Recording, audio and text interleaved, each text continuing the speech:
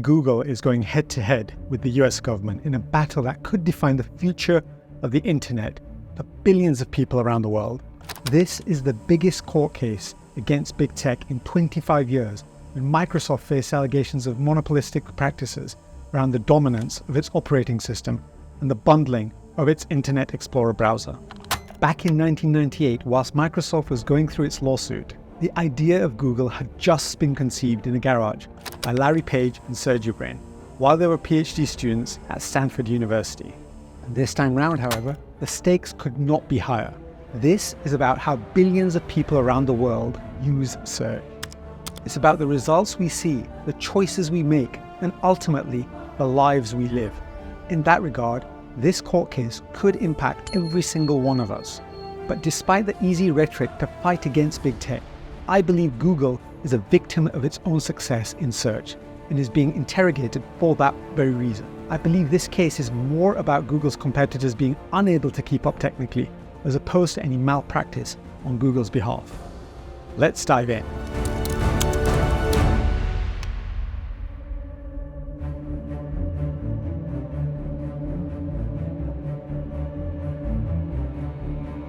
This case against Google has been brought about by US regulators at the Department of Justice, who accuse Google of being the world's biggest search engine because of illegal practices. The US government says that Google has paid billions of dollars in payments to companies such as Apple, Samsung, Mozilla, and others to have their search engine pre-installed as the default search engine.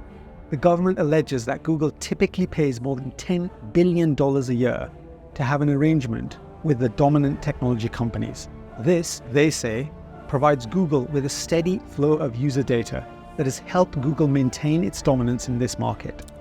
Google's position is that it competed on technical merit, that its product is essentially better than other search engines on the market, and that this was borne out by the decision of the likes of Apple and others to use Google and not other search engines.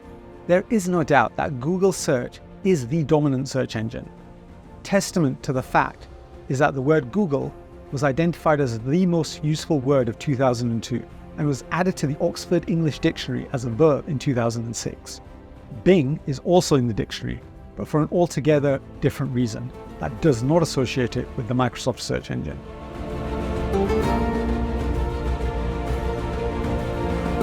The internet wars have been going on for a long time now. You could argue that Google settled the debate early on after it was founded and launched to the public in 1998. After that point, everyone was playing catch-up.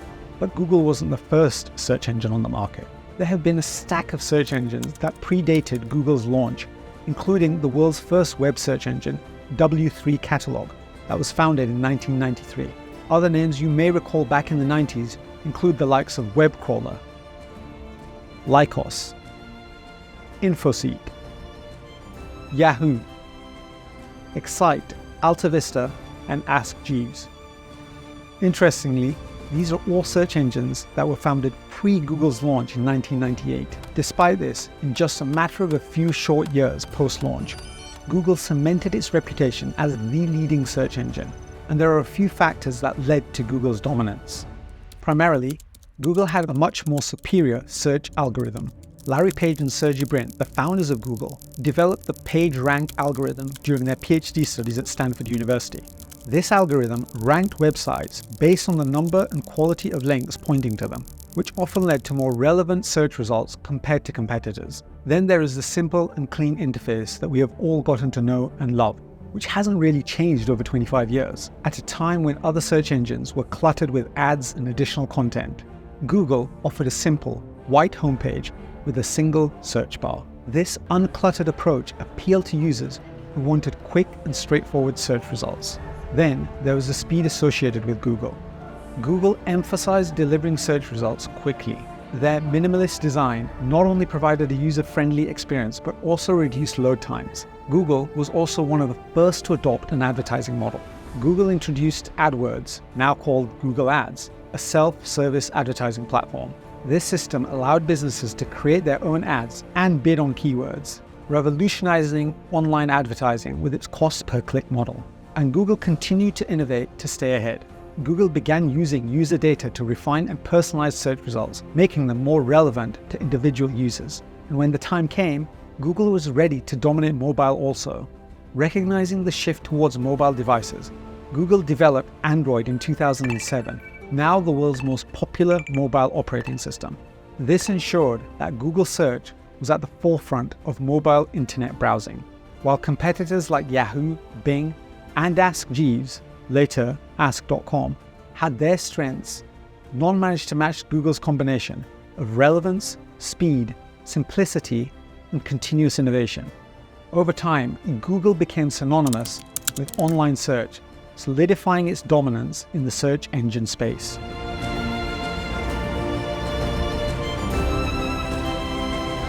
Despite this clear focus on doing one thing right, i.e. providing the most relevant search results for its audience, which Google does remarkably well, it is being accused of malpractice in a market where what Google is doing is common amongst all tech companies. The case against Google is for having Google Search pre-installed on the devices of certain tech companies through a transactional arrangement. But having default apps from tech companies is not something that is new. A default app is an application that your device's operating system uses as the primary app to handle a specific task, like the browser that automatically opens when you follow a link. Apple preloads a suite of apps on iPhones, iPads, and Macs, including Safari, Mail, Calendar, Maps, Photos, and Messages, and users are unable to uninstall some of these default apps. Samsung devices come with a range of pre-installed apps also, both from Samsung, like Samsung Health, Samsung Pay, and Bixby, and third parties. Samsung also has partnerships with Microsoft, for instance, leading to pre-installed apps like OneDrive and LinkedIn on some devices. And Microsoft is not new to this debate, where it was on the receiving end of legal interrogation over 25 years ago. Windows PCs often come with preloaded apps. While some of these are essential Microsoft tools, others are third-party apps that manufacturers have been paid to include. Microsoft Surface devices also come with certain Microsoft apps preloaded, such as Office, for example. So clearly, what Google is doing is not something that is unique to Google. The issue then could be that Google pays Apple, for example, to have its search engine loaded on Apple devices. This to me just looks like a transactional arrangement between two organizations that see a mutual benefit in the arrangement. Google has its search engine in the hands of billions of users, and Apple receives billions of dollars by being the distributor of that search engine, as well as having the world's best search engine on their phones, giving their customers the best search experience.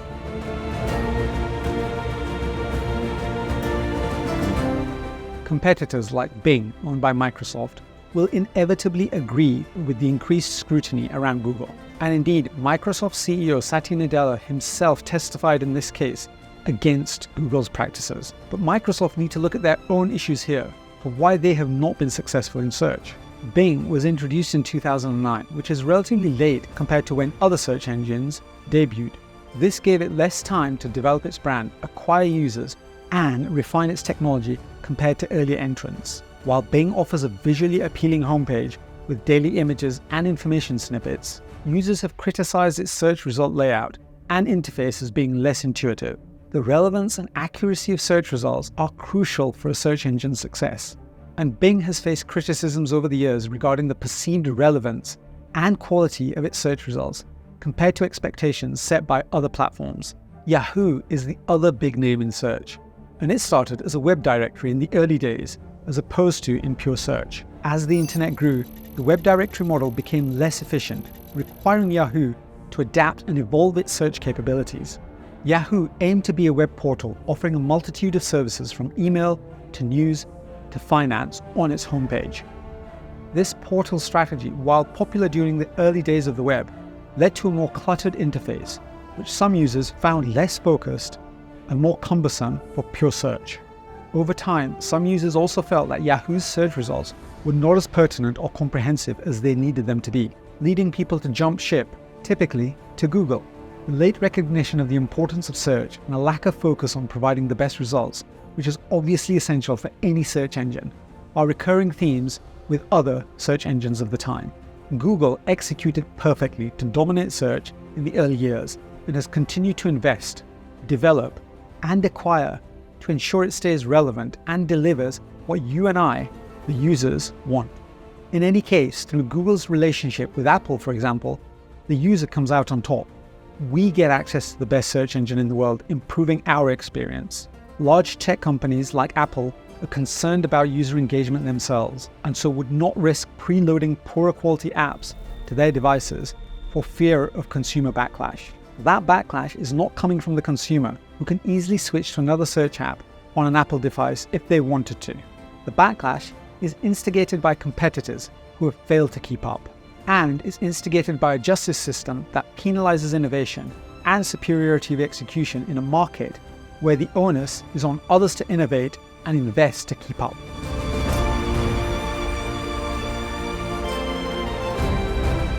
Google is being penalized for being the best search engine on the planet. The objective of any search engine is to provide the most relevant results to users as quickly as possible. Google does this. Other search platforms have struggled to do this one thing well. This is a story about a team at Google that have been relentlessly focused on execution to deliver the best outcome for their users, which resulted in Google being far ahead of any competitors. The fact that Google has brokered a deal with Apple and other technology manufacturers to provide Google as the default search engine is nothing new in the world of tech. All tech companies are doing something similar, or would like to do this. The issue is that none have the leverage over Google to affect this to a point that it becomes as lucrative as it has for Google in terms of user engagement. This is, after all, a transactional arrangement. Google gets its search engine in front of billions of users, many of whom would already use the search engine anyway. The tech companies who are part of the arrangement get money and a superior product for their customers to use. And you and I, the consumers, have easy access to the best search engine that does what we want. And we get it for free. The case against Google here benefits Google's competitors more than it benefits you and I. And regulators need to draw a distinction between providing the consumer with more choice and curtailing innovation in the tech sector that encourages legislation as opposed to innovation. If you enjoyed this video, check out the video at the top of the screen and in the description box below about how regulators are trying to control AI. Thanks for watching.